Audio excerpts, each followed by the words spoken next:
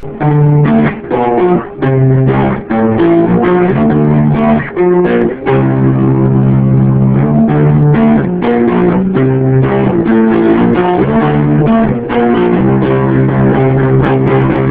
and welcome to the All About X-Men Comics podcast. We've got recaps and review of recently released X-Men titles, as well as previews for upcoming books. Please keep in mind this does of course mean spoilers, and keep the kiddies away unless you want to promote a healthy swearing habit in them, because we like our fuck words. I'm host Scorpio Moon, the wayward son of X-Fans who has found his way home sweet home, and hosting with me is... Johnny Alpha, always X-Men fan. Okay, so as we always like to do, let's just get right into the good shit. Our Battle of the Atom book for the week is Wolverine and the X-Men number 36. It's got a very busy cover, full of opposing sides of X-Men, striking battle poses or shooting energy of some kind. And when you open the book, an epic battle is going on, but everyone is just standing there, because it's a psychic battle, which technically doesn't have to involve all that fancy footwork, since it's all in their minds. So it's actually young Jean, Emma, and the Cuckoos joining forces to take on an old/young Jean, punching each other very hard in the brain. Wolverine and Cyclops have a brief war of words. When Wolverine calls Scott's team so green they glow in the dark, it really nails the speech for all these characters. How awesome was when he called young Scott and present Scott slim and slimmer, man. That line just killed me. Absolutely. Fucking enjoyable as shit. For real. And yeah, I really enjoyed watching President Scott explain to past Scott exactly what is taking place in a psychic battle and why his head was hurting so bad. I thought that was kind of a really neat thing that, he looked back at how green he was at the time and he remembered, what it was like going through that, so he was explaining it to his younger self. I found that a very interesting aspect. And it also shows, not just how green young Scott is, but, how smart old Scott is and how much he's been through, how seasoned he is. And there was a lot of classic dialogue here. I mean, you got a good old-fashioned Hank McCoy, "Oh, my stars and garters." Oh, my stars. Or a Sentinel Halt. The old Beast referencing children from the past who shouldn't be present. I mean, Jason really has these guys down, and, Jason Aaron can really turn a phrase. Yeah, I also really loved when Scott was trying to tell his Uncanny team to go home, and Tempest is just like, "I don't want to go. That's Deadpool. I've always wanted to punch Deadpool." That line also really just cracked me up. This is like the youngsters, man, even though they probably knew they were going to get their asses kicked, they were down for it, and I really liked the whole talk about, like, wow, those are some weird-looking X-Men. No, wait, man, we're the weird-looking X-Men. And then Deadpool's just like, who are these kids? I have no idea. Oh, wait, that's Goldballs. That guy's a legend. I got to get his autograph. That was just epic, like you said. Like, Jason Aaron really did pull out all the stops. This is actually probably the best issue of Wolverine and the X-Men ever. "Oh my god, it's Goldballs!" said no one ever, until Deadpool. Right? And how great was that visual, man, when the real fight just pops off, but you have the two Jeans just standing there eye to eye, man. With all the people jumping around them, shit's going blasting around them, and they're just standing there. That was just an iconic image in this book. It was really spellbinding. Yeah, it's really easy to see how that could be kind of, like, cinematic, too. Like, you can, put your hands up and see the frames in your head and really frame it. And the psychic fight is the main one.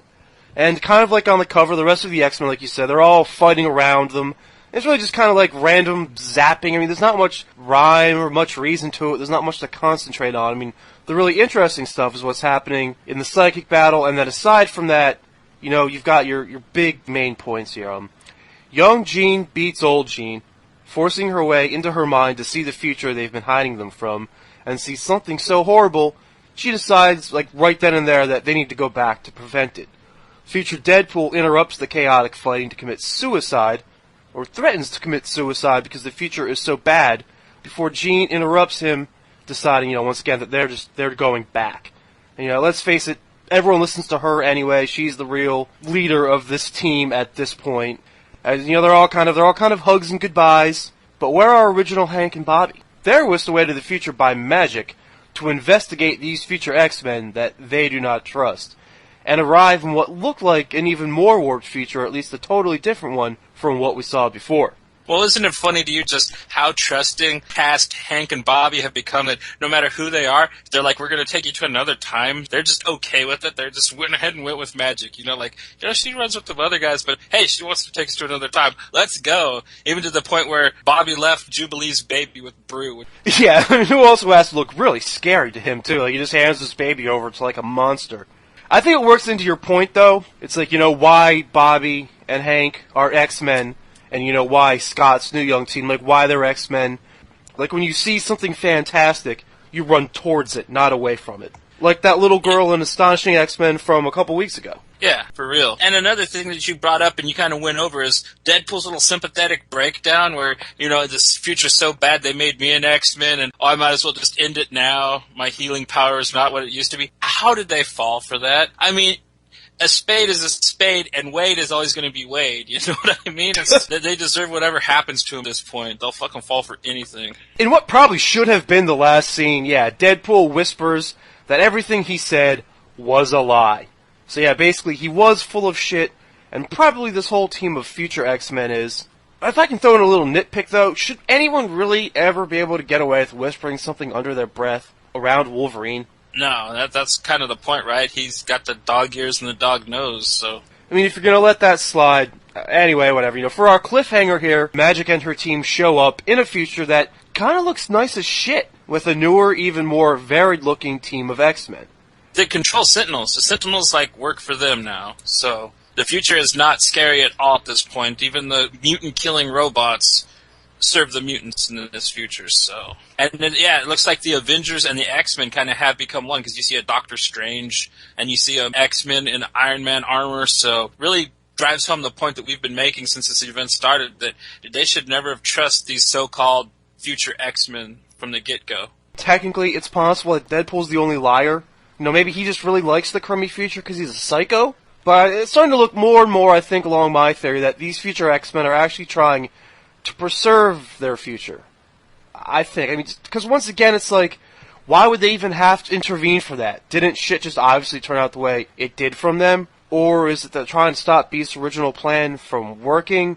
Or is there something else that they need to change that we haven't caught on to yet? I think the last one is probably the most probable at this point, because they're definitely not going to just write something goofy and totally left-handed at the end of this. So I think that there's going to be something that we're still not getting yet. And maybe these aren't bad mutants. They're just kind of more like how Scott and his Uncanny team are, but the future version of them. Especially the Zorn Jean, she really hates what she's become, so she actually kind of wants the past X-Men to go to the past, so she never becomes Zorn Jean. I mean, this all remains to be seen, and that's what's keeping this event so amazing in my book, is because I don't know what's going on. I can't predict this stuff yet, so I'm having a ball with this. Okay, so let's take a look at this new other future team of X-Men that Magic and her little team run into when they jaunt back to the future. Like you said, I think there are two groups of X-Men. Like, again, you've got, the X-Men who live in the school, and, the X-Men who are kind of on the run.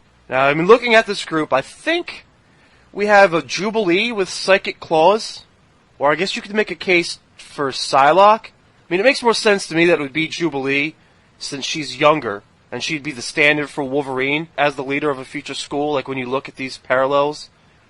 We've got an old wise man, Colossus, with a mustache, and he's carrying Magic's soul sword. It looks like maybe a Storm with a Black Panther pet, or maybe it's also someone inspired by female Black Panther. An Iron Man Apocalypse-looking kind of guy. You've got a Phoenix-looking dude, I'm pretty sure that's Quentin Quire Phoenix version. That kind of makes sense, because he was always supposed to be very powerful, so maybe he expresses that somehow along the way. And then it kind of looks like Cloak from Cloak and Dagger, but mixed in with a Doctor Strange. And of course the unit of friendly sentinels that will serve these people tea.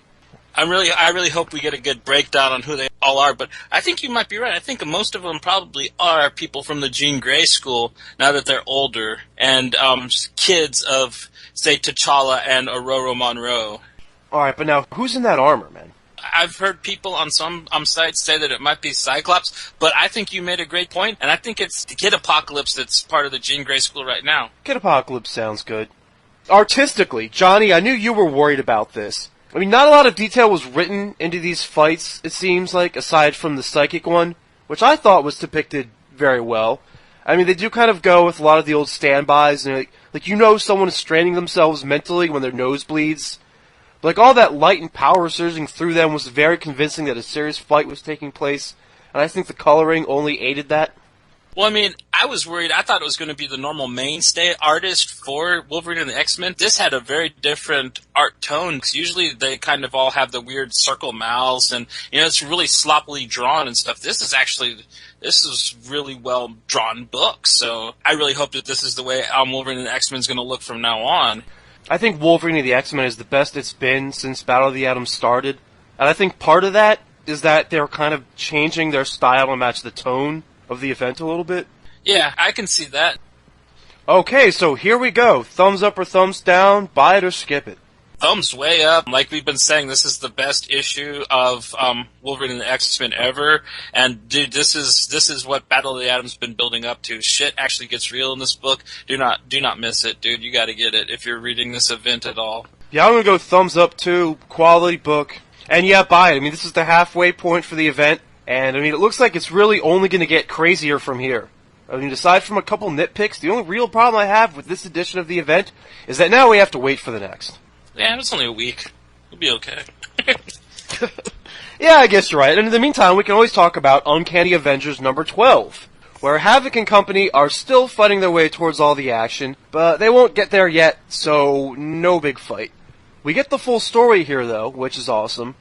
Kang raised the children of Archangel in a future Red Skull mutant concentration camp, so they'd grow up tough and deathly afraid of humans, and then orchestrated their whole lives so that they'd go back and try to save mutant kind by beaming them all onto a giant space ark and taking them to a new paradise which they will build on Jupiter. Kang is going to all this trouble just to rid the world of mutants, and also to make it easier for him to rule Earth. Okay, first of all, this book is some serious heavy shit. I mean, it has been since the first issue, but I just gotta point that out again. I mean, you've got straight up concentration camps. Well, and it really shows the cruelty that Kang used to raise him. I mean, Uriel having to blind his sister Eamon, and Kang just like, oh, I made you do that so you would hate humans. I mean, God, that was just an impactful scene. Yeah, that was honestly kind of hard to read, man. They also invoke religious frenzy, taking shots at religion. I mean, this whole idea that two of the minions are down for this mission just so they can end up on a paradise surrounded by only mutant women, or to increase their dating pool, I think was the quote from the book. I mean, it was obviously, I think to me, like a reference to terrorist Muslims and the whole 70 virgins in the afterlife or whatever it is. Oh, you're talking about the walrus guys that a wasp takes out? Yeah, that was really creepy that the way they were carrying on about that, so... Yeah, this book is like Reminder's really pushing some boundaries with this titles. Yeah. Yeah, I mean the walrus guys are literally being promised pussy in paradise if they're willing to put themselves on the line for this mission. I mean, this is a book that this book will go there, or however you want to put it. Oh, it's got really good kind of little breaks, though. I mean, especially with Havoc and Wasp kind of flirting with each other while they're breaking into the Abacaz place to find out what's going on. They got the whole thing like, oh, the moonlight, it would be almost romantic if Captain America wasn't here. And I kind of felt happy for Havoc since what happened with him and Polaris when they came back to X-Factor. So it's good that he got a little break, and they did throw a little bit of levity into this title, because it really does get brutal back again after that when the Banshee Horseman shows up. I mean, that was pretty gory. You're right. I mean, the little moonlight romance thing was kind of cute. I'm still really just down for the darkness here. I mean, look, we've done this mutant utopia idea before, and it's always kind of been a metaphor for segregation. But I guess one way in which the book won't totally go there is that they make it too easy for the heroes. I mean, let me explain what I mean. I mean, a good portion of this book is Scarlet Witch crying and trying to convince Wonder Man, who loves her, and even though he tries to hide it, she probably had him at hello on this one. Anyway, she needs his power to make this rapture of the mutants work. But at the end of the day, none of this conversation really matters, because the Apocalypse Twins hate humanity. And true to their nature, and true to their name, their plan to save all the mutants also involves destroying Earth as they leave it behind. Because they hate their daddy too, and with good goddamn reason. So they really can't toy too much with the idea of segregation or, like, being good or bad, should they do it, should they not? Because now it's just intrinsically tied to human genocide. So, I mean, obviously our heroes, one way or another, they can't play along no matter how they'd feel. It makes it a little less murky and turns it into kind of a simple good or bad thing, Exactly. And it showed just how pathetic Wonder Man is as a character. He'll go for anything. I really hope... I've never liked him, so I really hope they kill him off when this all happens. I really don't know. I love this title, except for him being involved in it. And I'm kind of getting the feeling that somebody is going to die in this little event, and I really hope it's Wonder Man. But also, how awesome was the twist at the end of this book that the twins had been playing Kang the Conqueror from the get-go. They completely just hosed him and left him to crumble with Earth at the end of this issue. I kind of really got a kick out of that because nobody ever really gets the better of Kang the Conqueror, especially not people that, he poised to be on his side. I really got a kick out of that. I feel stupid now for not expecting it.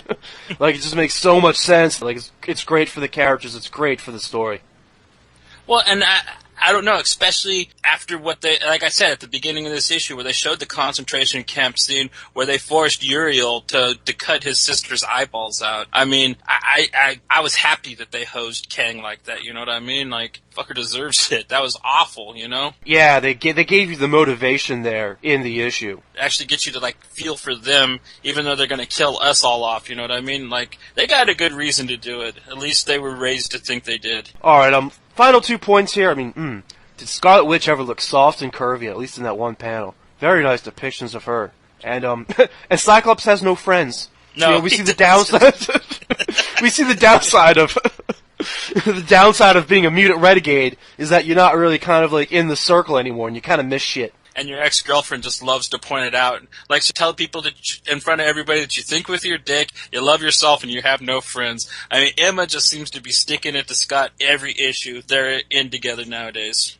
Yeah, hell hath no fury, right? For real. Alright, so thumbs up, thumbs down, buy it or skip it. Thumbs up. I really enjoyed this issue. It explained a lot about what's going on, but I really don't say buy it. I say get the trade paperback for this. It's going to be an amazing trade paperback, but I wouldn't say get the issues.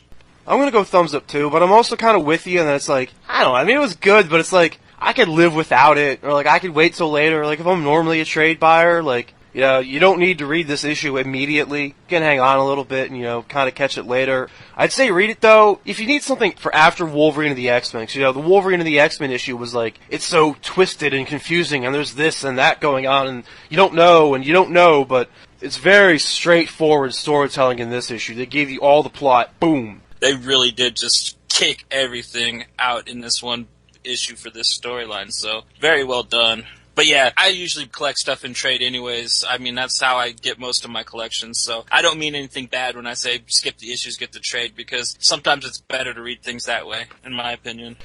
A+X number 12 is our next book.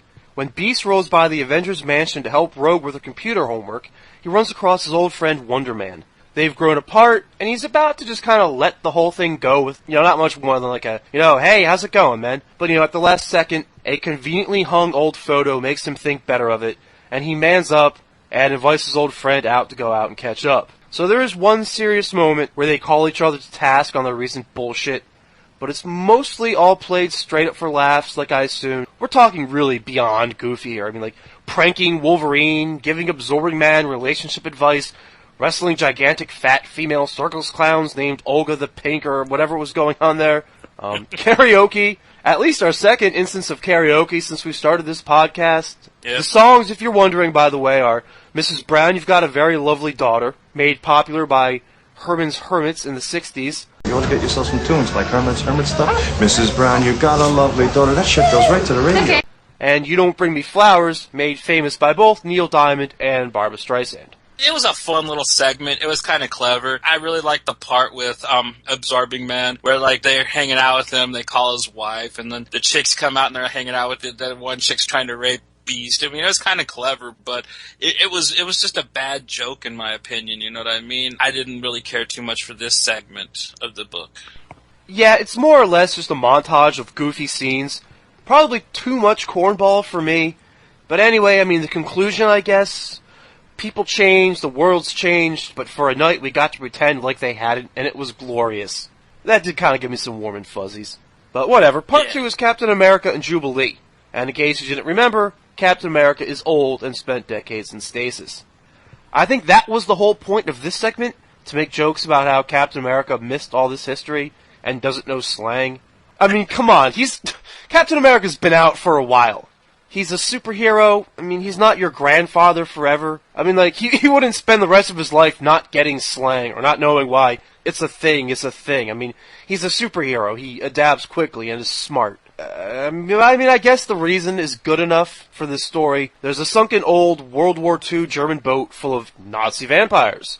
And Cap brings Jubilee along to take care of this bit of unfinished business, because he thinks that in 2 seconds he can show them that they can be like Jubilee and be nice vampires.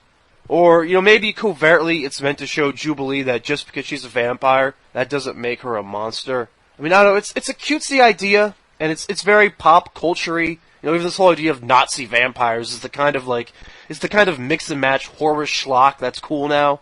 I mean, I know everyone loves the image from the old 1941 Cap comic where he punches Hitler, especially after it was memeified, but you've got to do more than be aware of memes to impress me in a comic. Well, I don't know, man. I found this segment as a total shocker. I was expecting it to just be silly and retarded, and I actually found it very fun and interesting. I really liked when Cap explained to Jubilee how hard it is to live past your lifetime, but that you can do it and that you can keep going.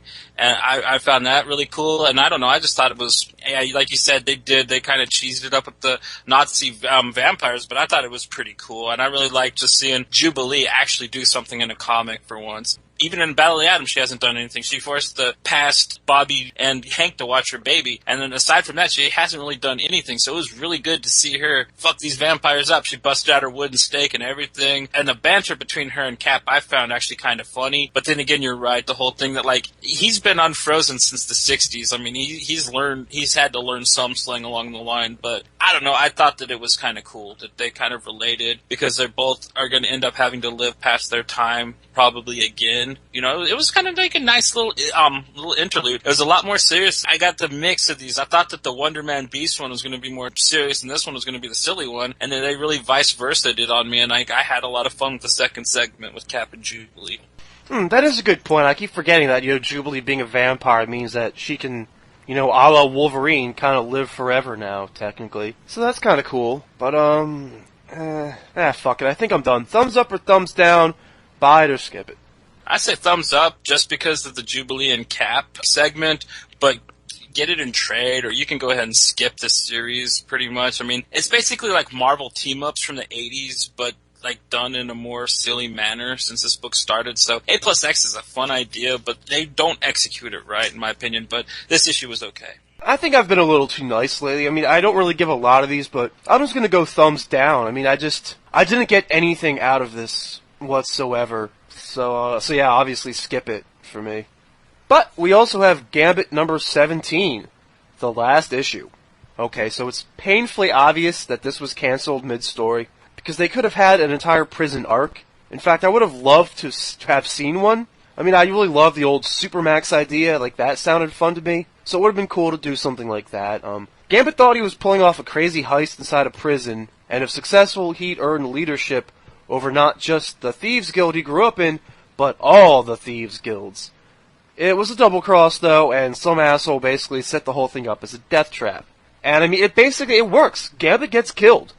But when the cavalry comes in, among them is a healer that brings him back from the brink of death. And that's how trivial life and death really are here anymore. I mean, when you can die and be brought back within 3 pages of story and brush it off like you just slipped and fell, So, okay, Gambit isn't stupid. He didn't totally play by the Thieves Guild rules, and having 2 teams worth of superheroes back you up saved his ass, which is the whole point of this whole series, how he walks the line between those 2 worlds. So I like that, and I like how the superpower that brought him back to life may have, screwed with or amped up his powers. I mean, more on that in later comics, I hope. But, yeah, Gambit won't be joining the Avengers anytime soon. It's awesome how he was able to steal their file on him, though, to read what everyone had to say about him. Especially Rogue. Wolverine gives Gambit, a kind of backhanded compliment. It sounds like a diss at the end when he says, you're not always there. But, he emphasizes that you're there when it matters. And that's what's important. I mean, if it sounds like I'm just zipping through the points right here, I mean, that's basically what this book did. It's a very obvious rush job to a conclusion. And I mean, in conclusion, it's more or less accepted that like Wolverine was the X-Men before he came to be their leader, that's going to be like Gambit now. Like, Gambit will still be a team player, but also always be off doing his own thing, which apparently, if I read the end right, for him, is stealing shit still because he's taken over the Thieves Guild after all. That's what I got out of it, too. There was some stuff that I really liked about this book, but it was kind of just odd misnomer stuff. Like, I really loved that Rogue got to show up and save him. That was pretty hot. And the exchange between them about all the Avengers stuff was cool. And the main point is, I fucking loved seeing the Black Knight in this book. Like, he is one of my favorite characters, and I haven't seen him in years, so it was just awesome that even though he was only in a few panels, that the Black Knight was in this book. But like you said, it was just so rushed, kind of pooped out. I don't know, I just wish that they didn't do this arc whatsoever and just ended it with the last trade, It's kind of pointless. So, thumbs up or thumbs down, skip it or buy it? Thumbs down, but I mean, it'll probably be a good trade. Maybe get the trade when it comes out. I think I'm going to go thumbs down. Yeah, I mean, obviously it's just a rush job. I mean, they did as good as they could with what they had. I mean, if I'm going to go thumbs down, I'm actually still going to say buy it because I think it was good. Wait, no, that makes no fucking sense. What on earth am I trying? I mean, I think it was well done. Like, you've got all these little mini scenes, like, like wrapping everything up, like Gambit and Rogue's kind of little last conversation. I think the art style really worked here. I was a big fan of the art. I think they painted all these little scenes really well. So I guess I'll go thumbs down because it annoyed me, but I'll go buy it. So I think you should read this. Hopefully everything that went on in this issue and this series is just continued. Yeah, I mean, I think the main problem I had with it was rushed, and like some of it was really non-coherent. Like the Joan of Arc chick that could revive him. I mean, like, how was I supposed to know that was going to happen? And when it happened, you're just kind of like, what the fuck, It's just nonsensical at some point. So I mean, I think that's the only problem I had with it. So I'm going to stay with my thumbs down. Skip it. All right, man. So that covers all of our recaps and reviews. Before we get into our previews, why don't we throw in one of our spicy little segments? Let's do a sexiest moment. Oh my. Do you want to lead us off? Yeah. Mine was, you're going to laugh at me for this, but it's when Jubilee says to Cap, so you brought me because I'm awesome. I don't know, she was just really cute in that. I mean, I don't know if that's sexy, but she was like, hot because she was being cutesy, Now I got a thing for Asian girls, so. Okay, yeah, in A+X number 12, when Jubilee says, you brought me because I'm awesome. Yeah, that was really very classic Jubilee. That was like so very her, and yeah, it's cutesy and feminine, that's fine. I'm gonna go with when Magic shows up to pick up original Iceman and Beast from school and whisk them away to the future with her. This is a panel that really makes use of the sexed up outfits they give a lot of the females. I mean, like, her curves were clearly defined there with the skinny stomach and the hips and, the all business expression on her face. I think it's definitely an image that you take more than one look at. She always looks like she's gonna fuck somebody up, though, man. Just Magic kind of scares me, so that's why I'm a little scared to say she's sexy sometimes. Yeah, you never know exactly how she might take it, but yeah, this was really kind of like one of those images I guess I've been waiting for. Like, like I said, like last week, like, comics just seem a little less sexy than I remember. I mean, yeah, obviously a lot of the outfits are stripperific, but I don't think they always, focus as much on it, or at least they don't as much as they used to. But I mean, this panel was just like I said, it's clearly defined, well-rounded, like, that was pure sex. Probably one of my favorite sexiest moments since we started the podcast. Okay, let's get right back into it here. Next week is going to be interesting. Bit of a short week next week. We've got All New X-Men 17, Phantom X Max number 1, and Savage Wolverine number 9. Alright, so All New X-Men number 17, our Battle of the Atom book for the week. I imagine we'll spend the majority of the issue getting to know yet one more group of possible future X-Men. I mean, do you think anything else is going to happen there? Yeah, since it's the all new book, they're going to delve into a lot of what Jean's going to be going through and explaining to young Scott about how they have to go back, and the whole expression on everybody's face when they find out that, like, oh, we're going to send these kids back, this whole thing's over with. They get back to the Jean Grey school and find that Bobby and Hank are just gone. It's going to be a pretty interesting issue. So Ooh, that's a good point there, too. It is all new X-Men, which is, in my mind, kind of the flagship series, or the franchise right now. Yeah, well, I mean, at least the ones that all tie together at this point. I mean, because I kind of get the feeling that some of them, like Astonishing and stuff, don't really harken and take place in this kind of same continuity as the all-new X-Men, because they've never brought the young X-Men from the past up in any of those, a couple of the other books. So I don't think that some of them even kind of exist on the same parallel lines, you know what I mean? Yeah, just the idea that you're supposed to expect, there are different stories kind of going on. I mean, they come out at the same time, but they're not meant to be thought of taking place at the same time. Yeah, I think that's probably it. Phantom X Max #1 is our next preview. Okay, so Phantom X has been around for, like a decade now?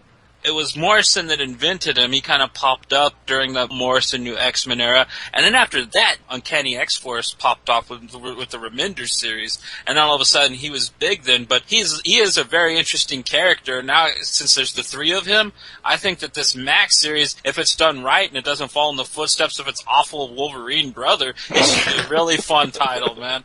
Yeah, man, like you said, Phantom X more or less belongs to Grant Morrison and Rick Remender, but writer Andrew Hope is promising that he's going to explore the character and provide all sorts of answers, or at least clues, to who this guy is and provide that definition.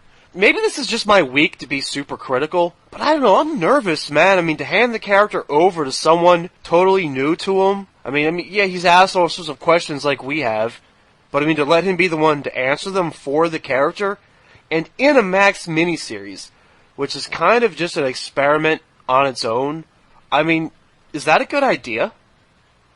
I'm not sure, because like you said, it's Max. Max never usually takes place within the Marvel Universe. Even their Punisher is so far removed from anything that Marvel proper 616 would do. I wouldn't think of, I think this would just be its own Phantom X title, much like when, what's his name, David Lapham was doing Deadpool Max. That was insane. That was just about him being a crazy person. It wasn't even really weighed from the comics we'd seen before. And then this new Wolverine is just garbage. So, and it's a regurgitation of shit we seen when we were kids, but I don't think that this is going to be some kind of authority on Phantom X. Max never usually is. Max is just a gritty, more hardcore version, but usually they're really outside of normal continuity anyways, you know what I mean? They're off on their own. So I wouldn't take this to actually be a true explanation for Phantom X. And if it doesn't go right, they'll just write it off anyways as a Max book that didn't fucking matter. See, that's the thing, though. It's like, okay, so maybe this is not the authority on Phantom X, and you can write it off, but it's the first time that Phantom X has more or less, gone solo. I would feel like, I don't know, maybe I'm a really big fan of the character, and that's what's got me nervous, but I feel like for a character's, real kind of, first shot, it shouldn't be some experimental, maybe kind of thing. But, I just feel like for, his first shot out, it should be more definitive. I suppose, but I don't know. Phantom X is the kind of guy, like Deadpool, you're really going to have to do a series that is hardcore to actually capture him if you're going to do a story that's about him, because he's really messed up. Even if you read the Uncanny X-Force, he was crazy enough to shoot little kid Apocalypse. Even Deadpool turned around and looked at him like, dude, you're a fucking psycho. So if he's going to have his own series, awesome. It's going to have to be something like a Max series, though, as far as I'm concerned. I don't want to see some rated teen version of it, so I really hope it's cool. I don't know this writer, though. There's a lot of really cool people that are working at Marvel that aren't Rick Remender or Grant Morrison that I would actually redo this. I think that, let's see, Dennis Hopeless would probably do a pretty good version of Phantom X, I think. I also think that, let's see, Anthony Johnson, the guy that writes Wasteland at Oni, he's at Marvel right now. I think he could do a really awesome Phantom X book, but this kid, I don't know who he is, so that's the one main thing that I'm having problems with. All this new great talent they have at Marvel, and they're just gonna. I hope this kid's one of them, though. I could be wrong. It's just I don't recognize his name, so this is really testing ground to see if Phantom X can have his own series, and if people will be interested, and maybe we will talk Rick Remender into writing a more definitive version of it after this test to see if it marketed well. And you got to think that Marvel's got to be looking at things like that a bit too, not just how the fans are going to react, but if this guy's actually going to be marketable in something more than just a Max miniseries on his own. I mean, I don't know if I've got my finger on the pulse of the comic book reading public on this one. I guess I just have this idea in my head, like, Phantom X has this, like, gigantic cult following. He's got to have but one, yes. he's got to have one somewhat if he's going to even be getting this.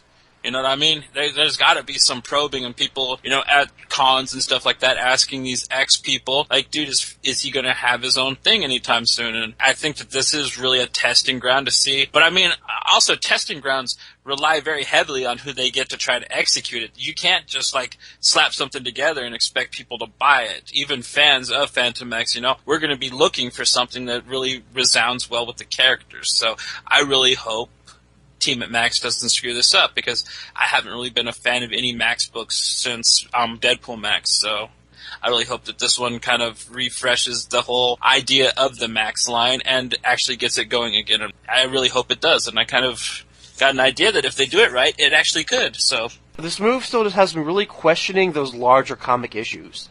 Like, how much of what they want from Phantom X, like, how much of that is dictated by Marvel editorial? How much is dictated by their chief creative officer? Or, I mean, do they just kind of put this in Andrew Hope's hands and say, you impressed us, we trust you, run with Phantom X? And we'll have to see. And I'm taking the leap of faith. I'm going to check it out next week, and I'm actually expecting something that I'm going to have fun with, to tell you the truth. But if it's Wolverine Max all over again, dude, rest assured that I will shit on this book next week. So don't worry about that. For real. Okay, so we also have Savage Wolverine number 9. Wolverine on an alien planet, but that alien planet is Earth. So what they're doing is bringing in British comic book artist Jock, who you may know from 2000 AD and The Losers, to both write and draw one of those future tale type stories. The idea being that Wolverine's healing powers have let him live more or less forever. I mean, the exact amount of time here is irrelevant. Earth has continued to evolve, but Wolverine hasn't. His body only regenerates his old same self. Which, once again, is a little iffy to me. I mean, like, couldn't Wolverine have, like, a secondary mutation? Which, like, was a popular idea for a while. It's a completely out-of-continuity tale, with complete carte blanche to play around with things with no fear of repercussions. Can Wolverine's accelerated healing factor, though, extend to the character himself, and allow him to withstand the extremes that Jock is going to subject him to? I mean, this could be a lot of fun, but I really hate doing this kind of stuff within an ongoing. I want these in, like, a mini-series, or like an extra-large comic kind of form, like an oversized annual or something. It's just not really the story I want to see in an ongoing. Look at something like Old Man Logan. That's totally the kind of thing that just screams for, like, a mini, Yeah, I got you. Like, honestly, at this point, if they're going to be doing stuff like this, Marvel really should try to put out something that's like an anthology book where they got short stories that almost like a 2000 AD type thing. But I don't know. This entire idea just sounds excellent to me. I love Jock. I love his art. I love all of his 2000 AD stuff. And from what I'm seeing for this, it's going to be like one of my favorite Wolverine graphic novels of all time called Schnicked, which is very Japanese anime style. This is going to be a lot like that, in my opinion, but more 2000 AD style, which is one of my favorite comic books that come out. So I am really, really looking forward to this. I don't care what title it comes out in. This book is going to rock. It's going to be one of the best Wolverine titles since the actual little three-shot Logan that Brian K. Vaughan and Eduardo Rizzo did a couple years ago. Oh, I loved Snicked, too. It's amazing. I mean, like, I'd love to see a film for that, personally, but... Yeah, they would never have the balls to do anything like that, but that was a really cool Wolverine story. I mean, it totally worked for the Wolverine character that he'd get dragged on to, like, some kind of crazy jaunt like that. Like, it almost kind of reminds of, like Landau, Luckman, and Lake kind of stuff. Yeah. Yeah, I fucking love Snicked, man. So, yeah, I mean, even just the fact that you compared this idea to that makes me look forward to it a little bit more. I still just don't know if that's something that I want in Savage Wolverine. It's kind of like the same problem I had with the last arc, where they made it take place out of continuity, even though it was a perfect in-continuity kind of story to tell. What's the way the title's been since it started? The first one where he was in the Savage Land and he was hanging out with the chick and they were fighting pterodactyls and stuff like that. I mean, it's been a really off title. I think they're really trying to get back to, like, we brought up when we were talking off air last week about the Marvel Presents Wolverine and Weapon X comics, and I think that they almost want this title to be that. They just don't have the balls to call it it. So. I don't know. I mean, I guess I can kind of go with it. I can kind of live with it. I just hope Power Pack never shows up in this title. I hate Power Pack. I'm so glad they're gone. Alright, well there's one way to make me way less scared about the idea. Yeah, Power Pack hopefully never shows up in it. Alright, man, let's spike the punch to end the episode. Oh, yeah! Spiking the Punch is a segment where we each introduce or recommend one non-X-Men related title to kind of spice up your reading list a little bit. Once again, do you want to lead us off? My spiking of the punch is a Boom Studios offering. It is Clive Barker's Next Testament #4. This has been ongoing, and it's been a great horror series. And basically, so far, the book has been about a kind of a deranged, egotistical, rich white man who has a dream that he acts upon, and he discovers and unearths an ancient elemental being named Wick that claims to be the actual Christian god of creation. And after he lets loose this guy, I mean, he just starts this reign of horror, man. He makes people implode. Guy's got a whole camp of people. He, like, levitates them all high in the air and just lets them all fall and splat, so it gets pretty gruesome. But meanwhile, while that's happening, the rich man's son Tristan and his fiancée Isabeth, he's worried about his father, so they go in and they start researching what his dad was looking into, so they kind of get involved with this. But the guy has a dinner party where he introduces Wick to the movers and shakers of the modern world, kind of, and it's just really, really brutal what happens. But the thing is Wick sees that Tristan and Isabeth are actually truly in love and nothing like his father, so they are the only thing that can maybe stand in his way. And during the massacre that Wick has at the dinner party, they escape, and they're trying to get away on an airplane, and that's where we start this issue off. This issue begins with the aftermath of Wick. He changes the design of every airplane in the air, making every single airplane in the air at that time around the world just fall and plummet to Earth, and it's just a catastrophe of mass proportions.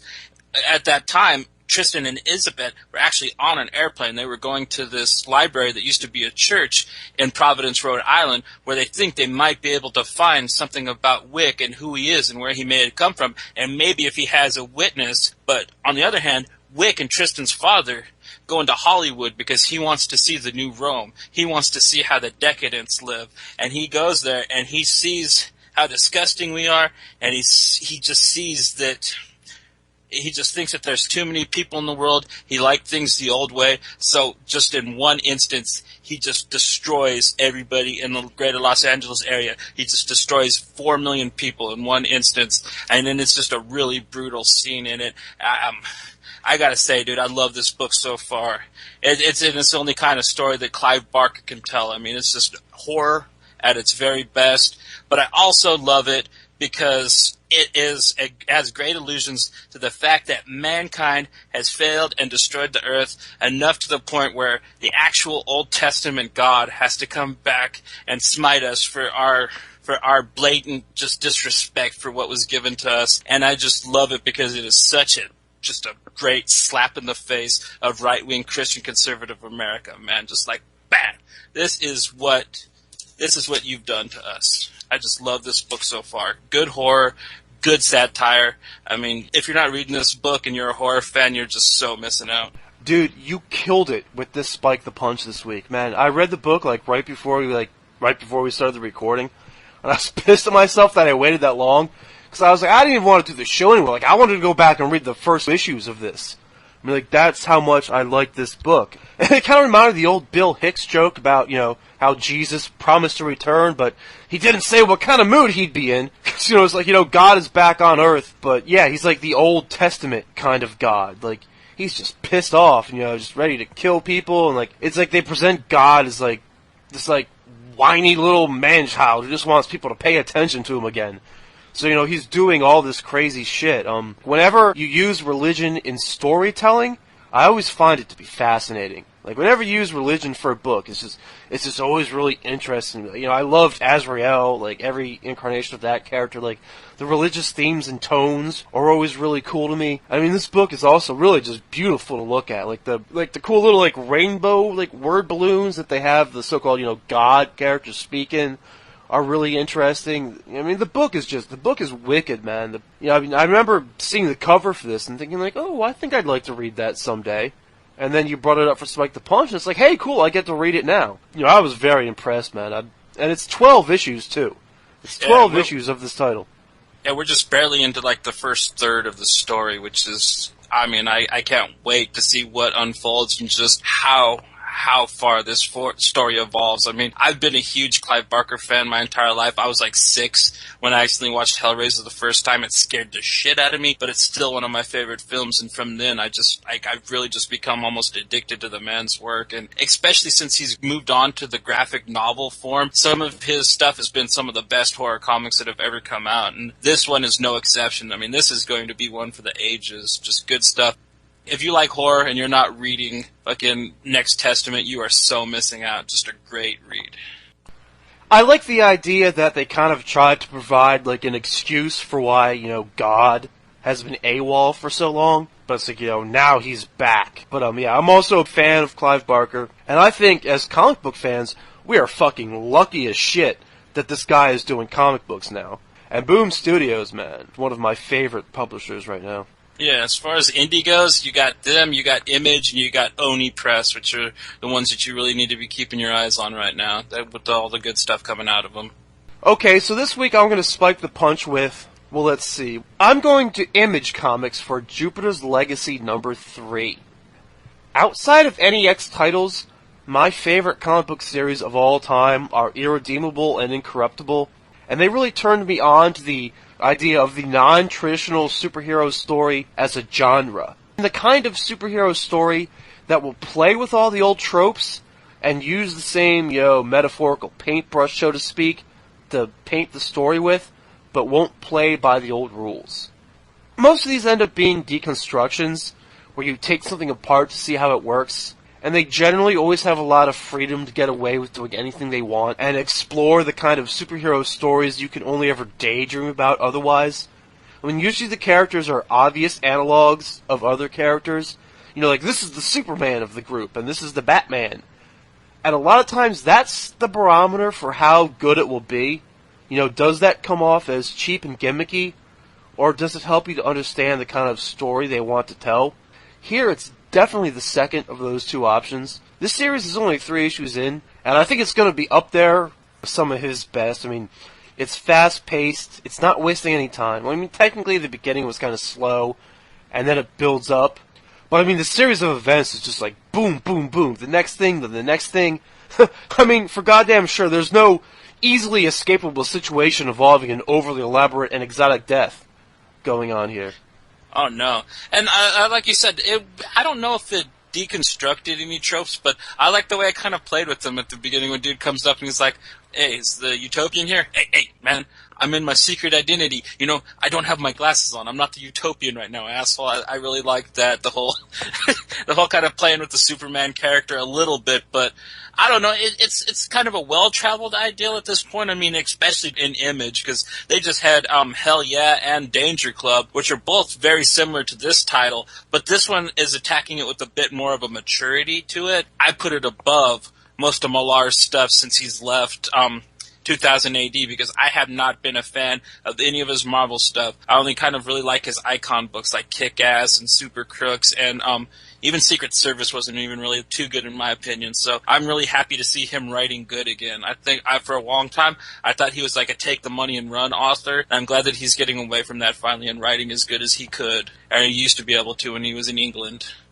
Well, the way I think they kind of take it apart here is like they look at Superman as like the old school, but like the kind of idea, I mean, like what I get from this is that like the superheroes all kind of band together and say, you know, instead of just being reactionary and like, you know, saving a couple people here and there, like they're ready to really start affecting the earth, like affecting the economy, I mean, like building homes underground, outlawing religion, and like changing all these massive things. and enforcing them with their superpowers. And I mean, like, part of the whole point of this issue, at least, was, the Superman stand-in character. He would never stand for something like that. So they all band together to kill him.